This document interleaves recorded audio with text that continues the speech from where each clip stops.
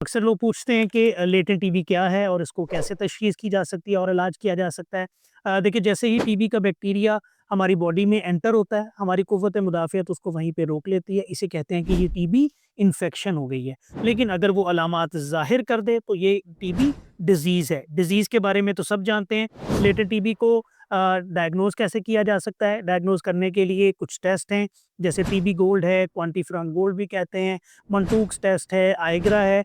ये टेस्ट करवा के हम देख सकते हैं कि हमारे अंदर टीबी का बैक्टीरिया है या नहीं। अगर डिटेक्ट हो जाए तो एक्टिव डिजीज़ को रूल आउट किया जाता है, और अगर सिर्फ लेटेंट है तो लेटेंट को ट्रीट करके इरेडिकेट यानी ख़त्म किया जा सकता है। किन लोगों के लिए ज़रूरी है कि लेटेंट टीबी ट्रीट की जाए? वो लोग जिनकी कुव्वत मुदाफ़ियत वक़्ती तौर पे कम है, जैसे कि वो बहुत हाई डोज़ स्टेरॉइड ले रहे हैं, उनको कैंसर की शिकायत है, एचआईवी है, या फ्यूचर में वो ट्रांसप्लांट की तरफ जाने लगे हैं, जैसे कि आजकल पाकिस्तान में बोन मैरो, किडनी और लिवर का काफ़ी हद तक इज़ाफ़ा हुआ है। तो इन केसेस के लिए इसको इरेडिकेट या ख़त्म करना बहुत ज़रूरी है। बहुत आसान दवाइयाँ अवेलेबल हैं, हफ़्ते में सिर्फ 1 दिन मेडिसिन लेनी है 3 महीनों के लिए, जो कि तकरीबन 12 डोज़ेज़ बनती हैं, और बहुत सेफ़ली हम इसको ख़त्म कर सकते हैं। इससे रिलेटेड आपकी कोई भी क्वेरी हो तो आप कमेंट करके हमसे पूछ सकते हैं।